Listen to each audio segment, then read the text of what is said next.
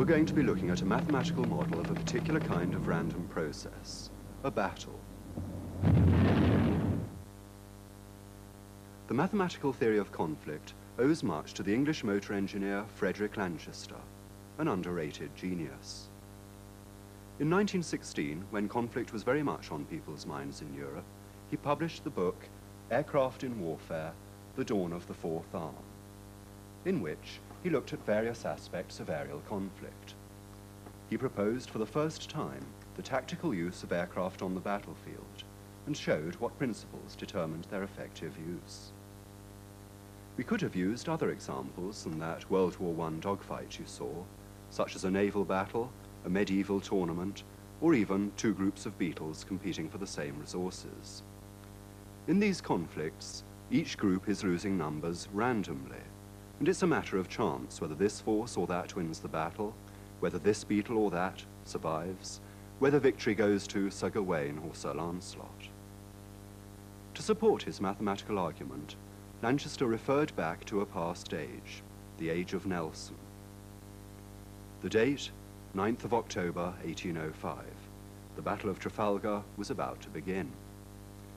Intelligence reports indicated that Admiral Nelson's fleet of 40 ships would have to face 46 of the combined fleet of French and Spanish warships. The British fleet, on the left, is outnumbered. How great a disadvantage could this turn out to be? What I'm going to do is to use a computer to see what might happen when a fleet of size 40 actually engages a fleet of size 46.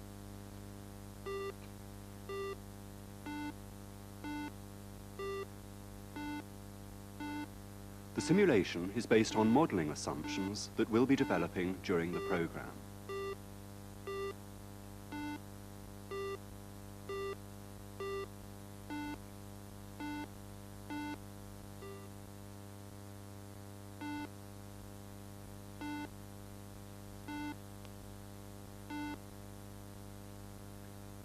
In this particular realization of the battle, the British fleet has been annihilated, with 27 French warships surviving from the original 46. Well, before the program, we ran 10,000 simulations like that one, though we didn't bother drawing out the pictures each time. The French fleet won almost 9,000 of the battles, and although their numerical advantage was only 15%, most of the time they won with over half their fleet surviving. That's a remarkable result. Once the mathematical model is developed, we'll use it to investigate whether Nelson can do anything to avoid such a miserable defeat.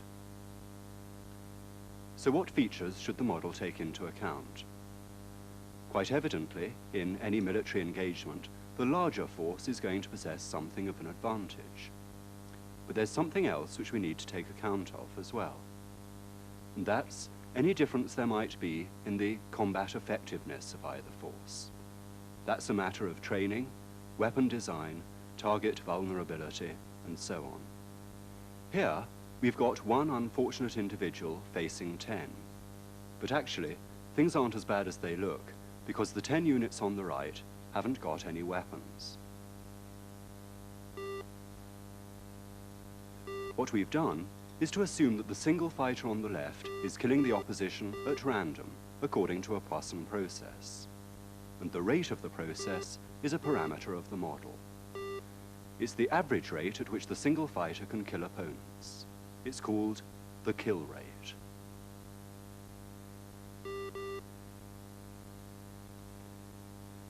Now we'll run a second battle, where the single fighter has been joined by 5 others, identically armed. They're still facing 10 unarmed opposition.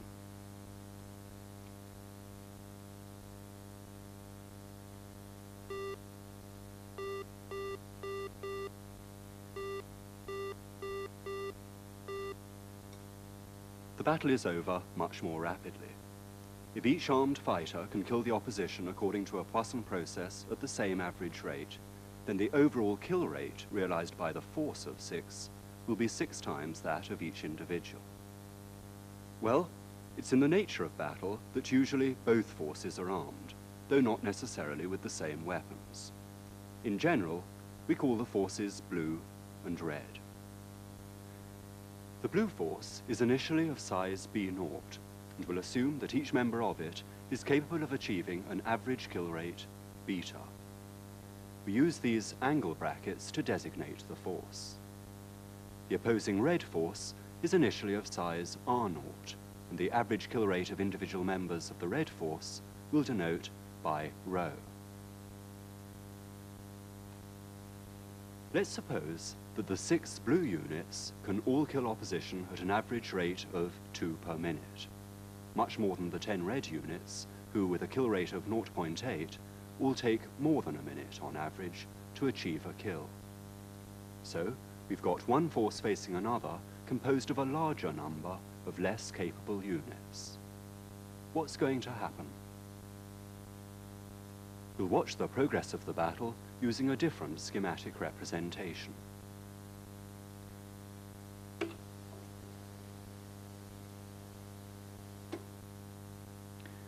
The size of the blue force is measured along the horizontal axis, and the red force is counted up the vertical axis. We're starting with a blue force of size 6 and a red force of size 10.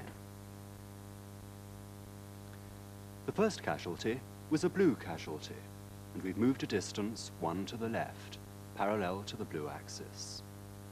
The blue force is now of size 5, the red force is still 10.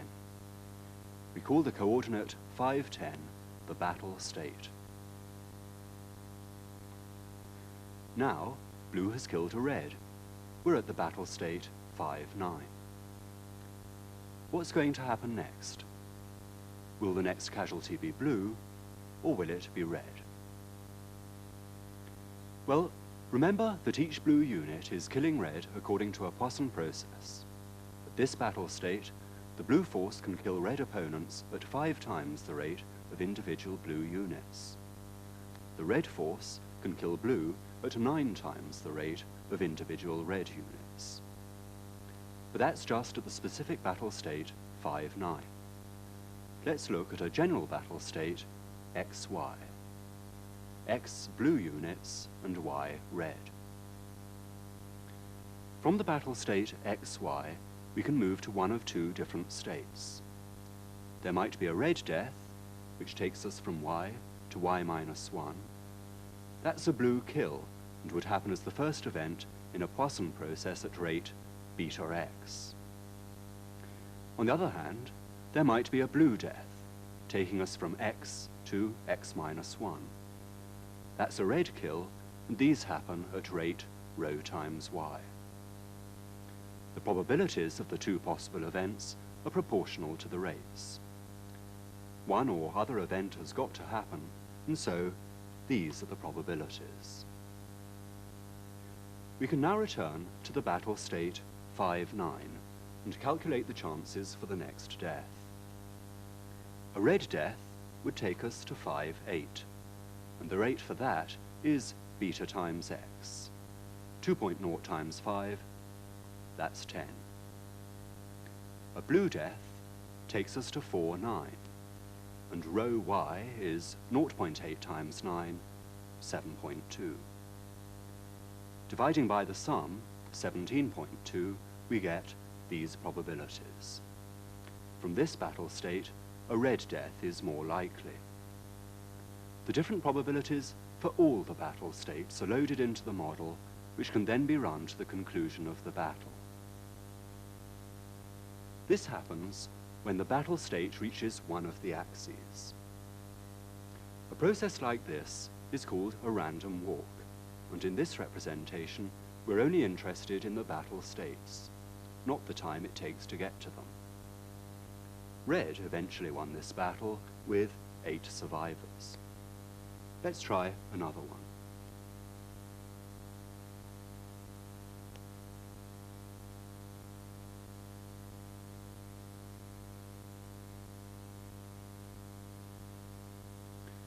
Blue won that one with 2 survivors.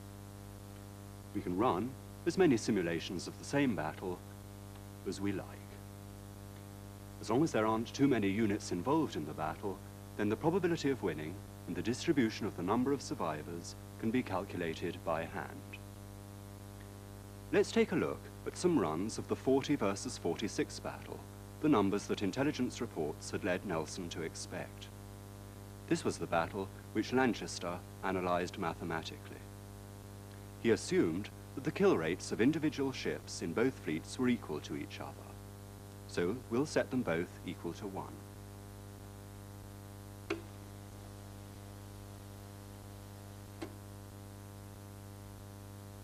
As before, we're calling the British fleet blue and the French fleet red.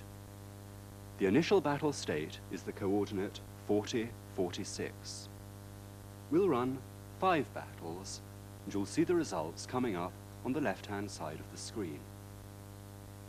Here, red won with 26 surviving ships.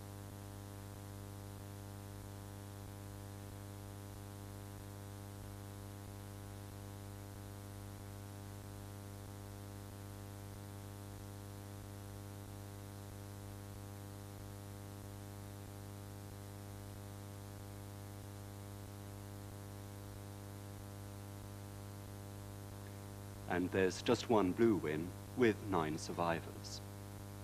You can see that although the French start with a numbers advantage of just 15%, they practically always seem to win. In fact, the probability that they do win is about 0.86. Things don't look good for Admiral Nelson. What Lanchester did was this. He developed a deterministic version of the battle model, that is, one which ignores completely the element of chance. Such a model is used to trace the average course of the battle.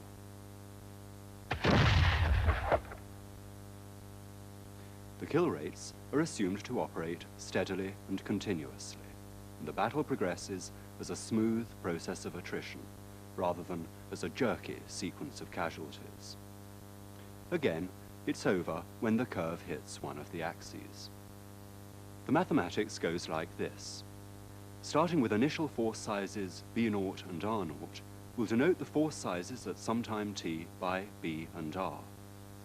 We know that the average rate at which the blue force is suffering casualties is rho times R, while the rate at which the red force suffers casualties is beta times B. The rates are operating steadily and continuously, and the deterministic version of the model consists of 2 simultaneous differential equations. The minus sign shows that force sizes are decreasing. Finding the solution of the equations isn't difficult, and the techniques given in the text. The solution involves a constant, and this constant, which might be positive or negative, remains the same throughout the entire course of the battle. That means it's equal to what it was at the beginning, when B was B0 and R was R0. Now, we can use this relationship to tell us when 2 forces are matched. That is, when neither side emerges victorious from the battle, but instead there's mutual annihilation, with B equal to 0 and R equal to 0 together. If we put these values into the equation, we get 0 equals beta times B0 squared minus rho times R0 squared. And so, that's the condition for matched forces. The individual kill rate multiplied by the square of the initial force size must be the same for each force. So we've derived Lanchester's square law. The fighting strength of a force may be broadly defined as the square of its size, multiplied by the kill rate of its individual units. Now, when one force is stronger than the other, we know that the difference in strengths remains constant throughout the course of the battle. At the end of the battle, this difference will therefore be the strength of the winning side. That's because the losing side has no survivors, and therefore 0 strength. From this, we can easily calculate the number of survivors. As an example, we'll take the case of 30 blue against 50 red, where the outnumbered units are actually more effective. The initial strength of the blue force is 1,080, rather less than that of the red, which is 1,500. Red will win the battle with a surviving strength which is the difference 1500 minus 1080. From this, we can calculate the number of red survivors. The solution is fractional, but then we're talking about the average battle. In any case, with R equal to 26 or 27, red has survived with just over half the original force intact. Lanchester was particularly pleased with what he called his n-squared law of conflict. In his later years, in a letter to the journal Engineering in 1939, he claimed, "The most important thing I did was discover the fundamental law that lies at the base of many problems in strategy and tactics, what I term the n-squared law." The importance of his law to military strategists is that it emphasizes the principle of force concentration in a battle. At the time of its publication, an admiral of the fleet wrote, "The n-squared law is the mathematical statement of the facts of concentration. I only wish it was appreciated in the highest quarters. There is still an idea current in the service that a ship will always put its opposite number out of action, even though sunk itself. That's to say, if 6 ships against 4, only 2 of the greater force will survive, a fallacy which should be corrected on every occasion." Field Marshal Slim often used to quote the military dictum, "The more you use, the fewer you lose," and this too is supported by the square law. As an aid to the development of maxims and principles of battle, the deterministic model can be very useful. Let's go back to Admiral Nelson and the problem of the enemy fleet and see if we can use it there. The British fleet of size 40 is to engage the combined French and Spanish fleets of size 46. We'll use the square law to gauge their fighting strength. We don't know about the relative combat effectiveness. We'll assume throughout that they're the same, and for simplicity, equal to 1. The strength of the British fleet is 40 squared, 1600, which makes the French fleet at 2116 much stronger. The difference is 516. Take the square root of that, and the square law forecasts a French victory with nearly 23 surviving warships. That is, with almost exactly half the fleet surviving.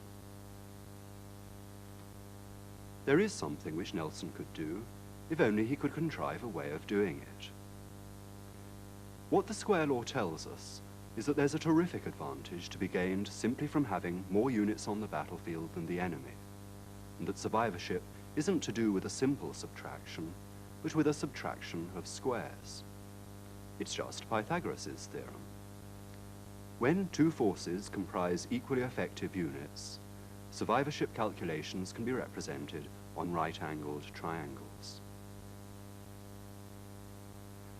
Here, for instance, red outnumbers blue by 17 units to 15. Red will win the battle, and it's a straightforward matter to calculate the survivors. The square root of 64, which is 8. Blue Commander knows that if he's going to get anywhere at all, he must try and get a numerical advantage. He can't add reinforcements to his own force, but can he do anything about reducing the size of the other side? If he can split the red force, he might get somewhere, even if it means having to fight 2 battles, one after the other. Here's the first battle. Blue won it, and he's still got surviving units available for the second battle he's left himself to fight. But are there enough units left? Yes, and he's even got a few left at the end of the second battle. The trick of splitting the opposing force does appear to have worked. The difficulty, of course, lies in getting Red Commander to allow his forces to be split. He'll know the principle of concentration as well as anybody. The thing to do is not to give him a choice. And this is how Nelson described his strategy in a memorandum written just before the battle. I have therefore made up my mind to keep the fleet in that position of sailing, with the exception of the first and second in command, that the order of sailing is to be the order of battle, placing the fleet in 2 lines of 16 ships, with an advance squadron of 8 of the fastest sailing 2-decked ships. Nelson's tactical scheme went essentially like this. While he couldn't contrive the situation of 2 consecutive battles while keeping his own fleet together, he planned to use 8 of his warships to split the enemy fleet down the middle. This leaves 32 ships to engage 23, a superiority in fighting strength of almost 2 to 1. Even allowing for the total loss of the 8 without inflicting damage, this would still enable him to engage the other half on equal terms. And in fact, the 8 ships would almost certainly cause some damage to the enemy fleet. To put it another way, the square law indicates a British survivorship at the end of the battle of something between 5 and 6 ships. Not many, but much better than the crippling defeat forecast when keeping the fleets intact. Incidentally, let's take a look at what might have been the conclusion of the battle if Nelson had split his fleet not into 32 and 8, but into 31 and 9, which he might easily have done, using a small fleet of size 9 rather than 8 to split the enemy fleet. The 31 still win over 23, and 9 still lose, but the survivors from each engagement are different. In fact, different enough for the French fleet to be the stronger. The square law forecasts a French win at the end, with exactly 4 ships surviving. In fact, the actual force sizes on the day were different, 27 to 33, a situation slightly worse than that assumed in the memorandum. Events took place according to a slightly different scheme, but the idea of concentration followed the original. Lanchester wrote, "Nelson, if not actually acquainted with the square law, must have had some equivalent basis on which to figure his tactical values." And we all know what happened. The square law isn't of universal application to conflict. For instance, it wouldn't apply to conflicts where a single shot could cause multiple casualties, or to a battle which didn't involve precise targeting, such as a gas attack. But it is a memorable principle to have been developed from the simple deterministic model. But let's not forget the random model. There's something else one should try to remember. The military theorist von Clausewitz wrote this: "War is the realm of chance. No other human activity gives it greater scope. No other has such incessant and varied dealings with this intruder. Chance makes everything more uncertain and interferes with the whole course of events."